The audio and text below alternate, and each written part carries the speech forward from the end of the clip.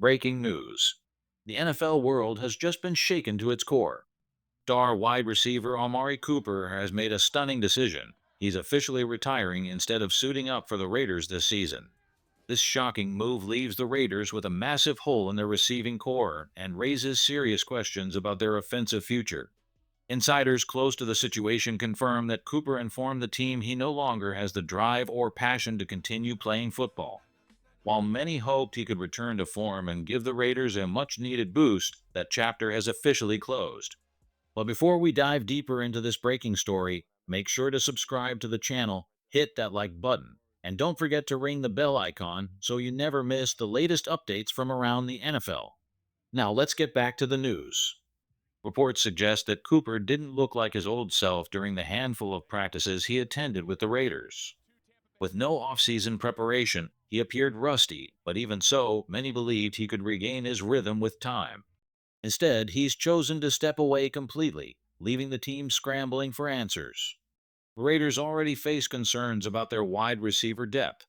Jacoby Myers is reliable, but beyond him, the team is leaning heavily on unproven rookies like Trey Tucker and others who haven't yet shown they can consistently win matchups. The expectation was that Cooper's presence would stabilize the group. Now that plan is gone. What makes this sting even more is the timing. Last season, Michael Gallup walked away in a similar fashion, leaving the Raiders' front office to patch holes at the last minute. Now history has repeated itself, and the Raiders are left once again searching for answers on offense. Amari Cooper's retirement is not only a major loss for the team, but also a reminder of how quickly things can change in the NFL. Big question now is, how will the Raiders adjust, and who will step up in this critical moment? The Raiders' wide receiver situation is now under the spotlight, and the reality is hard to ignore. At the moment, there are only four receivers under contract, and three of them are still on rookie deals. Two are brand new faces, Jack Bish and Dante Thornton, while Trey Tucker is heading into just his fourth year. That leaves Jacoby Myers as the only proven veteran target in this entire group. When training camp first kicked off, there was a sense of optimism that this receiving core might surprise people. The young talent looked sharp at moments, and you could see flashes of what they might become. But as camp winds down, the truth is clear. They are still rookies, and rookies always come with growing pains. That's why all eyes will now shift to Dante Thornton. He has the physical tools and the potential to be special, but with Amari Cooper stepping away, his role just got a whole lot bigger. The Raiders are going to lean on him much sooner than expected, and the question is, can he handle the pressure? And this test is coming fast. The Raiders will open the season on the road against the New England Patriots, with kickoff set for Sunday at 10 a.m. Pacific. It's not just a week one matchup, it's a tone setter. Starting 1-0 instead of 0-1 can make all the difference when playoff races tighten late in the season. In a league where teams often finish bunched together at 8 or 9 wins, that single game could be the deciding factor between playing in January or watching from home. For now, the good news is that Las Vegas appears mostly healthy heading into the game. There are a couple of concerns. Q Blue Kelly and Kenny Pickett are both dealing with hamstring issues, but overall, the roster looks ready. The Patriots, however, have more to worry about. Their young star corner, Christian Gonzalez, is battling injury concerns, and his status could heavily impact how New England's defense holds up. The stakes are set, the pressure is real, and the Raiders' young receivers are about to be thrown straight into the fire. One of the biggest question marks heading into this matchup is the status of Christian Gonzalez. The Patriots' young star cornerback has missed multiple weeks of practice, and there's a real possibility he won't suit up against the Raiders. If Gonzalez is sidelined, that could open a massive opportunity for Las Vegas's young receiving core. Players like Dante Thornton, Trey Tucker, and even rookie Jack Bish could benefit from facing a less intimidating secondary. Sometimes all it takes is one breakout game, 6 or 7 catches, 100 yards, maybe a touchdown to build the kind of confidence that can carry a young wideout into the rest of the season. For the Raiders, week one might be that springboard moment. But make no mistake, this will still be a tough battle.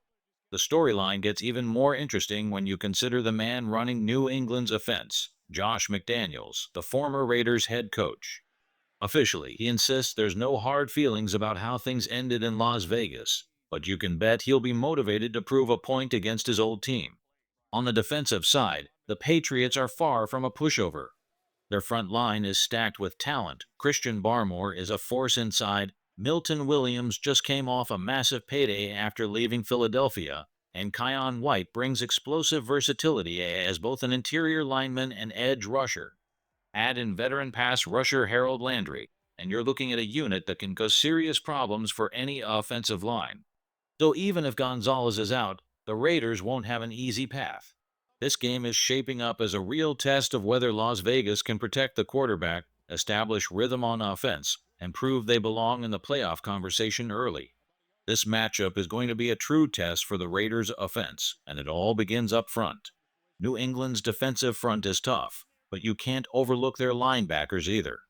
The Patriots are stacked with playmakers. Robert Spillane, who was the Raiders' top linebacker just last season, will be on the other sideline. Add in Christian Ellis, a player the Raiders aggressively pursued before New England matched the offer and locked him down long term. Ellis has the athleticism and upside to become one of the league's more dynamic linebackers. Then there's Mart Mapu, a converted safety entering his second year, who's quickly carving out a role as a versatile defender. And let's not forget the influence of head coach Mike Vrabel, himself a former linebacker who brings that gritty, physical mindset to the entire defense. That means the Raiders' offensive line will be under pressure from every angle. The Patriots will come after them, and the only way forward is to respond with sharp execution and rhythm. We've seen glimpses of this offense in the preseason, Geno Smith connecting with Brock Bowers over the middle, firing a deep strike to Dante Thornton, or finding Trey Tucker in stride for 20 yards.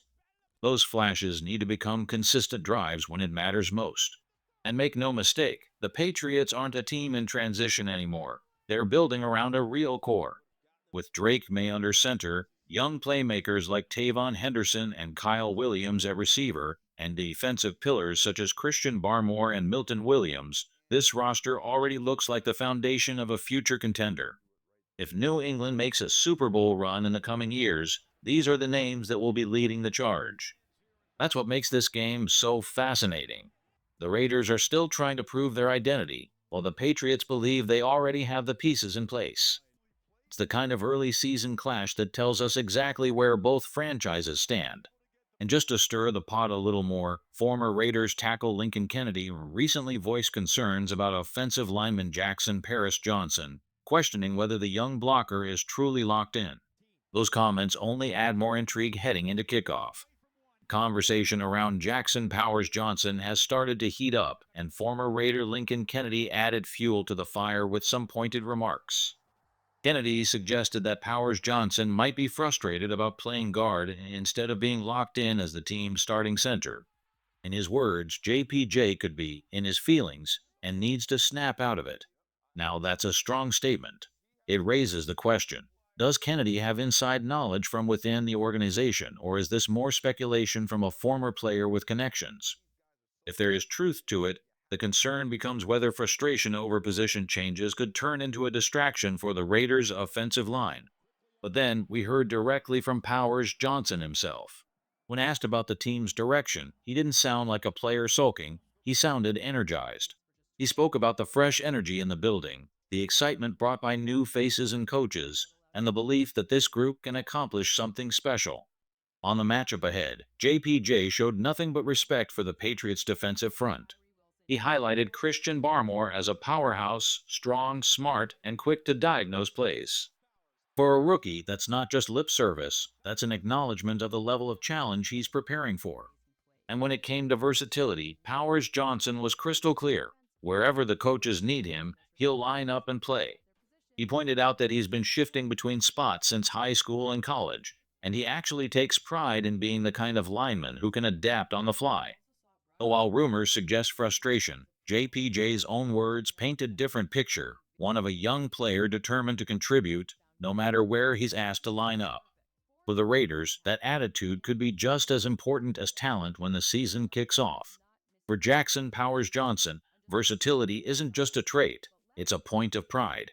He spoke openly about embracing every role the coaches throw his way, whether it's center, guard, or anywhere else on the line.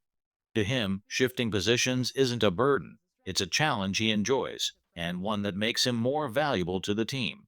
That mindset matters, especially when you look at where the Raiders are coming from. Last season, their rushing attack ranked dead last in the NFL. Head coach Pete Carroll has said repeatedly that the offensive line is carrying a chip on its shoulder this year, and JPJ echoed that sentiment. But his words made it clear it's not about proving critics wrong. It's about proving to themselves that they can set the tone, dominate the trenches, and transform the run game into a strength instead of a weakness. When asked about personal goals, JPJ kept it simple: win games. No individual stats, no personal accolades, just victories. And that's exactly the mindset you want from a cornerstone lineman. Compared to last year, the difference in his confidence is night and day. After battling injuries as a rookie, he now has a full offseason of preparation under his belt. Surrounded by teammates, locked in with the coaching staff, and in the best shape he's been in for a while, he feels ready to deliver at a higher level. A big reason for that growth: practicing against Max Crosby every single day. JPJ admitted that going toe to toe with one of the league's most relentless defenders has pushed him to raise his game in every way. If you can hold your own against Crosby in practice, there aren't many matchups in the league that will feel tougher. That kind of preparation and that kind of confidence could be the difference maker when the Raiders face one of the NFL's most physical defensive fronts in Week 1. For Jackson Powers Johnson, staying healthy this offseason has been a game changer. After missing time last year, he credits both the training staff and his own growth in learning how to build a routine that keeps his body and mind locked in. That availability, he says, has been huge. And when it comes to lining up at guard instead of center, JPJ isn't complaining. In fact, he made it clear that versatility has always been part of his DNA, dating back to high school, through college, and now in the NFL. His mindset is simple: wherever the team needs me, that's where I'll be. That doesn't sound like a player sulking or stuck in his feelings. If there ever was frustration, he looks past it now, focused only on doing his job and helping the Raiders win. And he'll have his hands full. The Patriots' defensive front is no joke. Christian Barmore, Keon White, and Davin Godchaux all bring power and disruption up the middle. For the Raiders' offense to click, this line has to hold the point of attack. What makes this even more interesting is the bigger picture. This offensive line isn't set in stone. If someone struggles, there are options waiting: veterans like Alex Kappa, young players like Caleb Rogers or DJ Glaze, even swing tackles who could shuffle into different spots. That flexibility means things could shift as the season unfolds.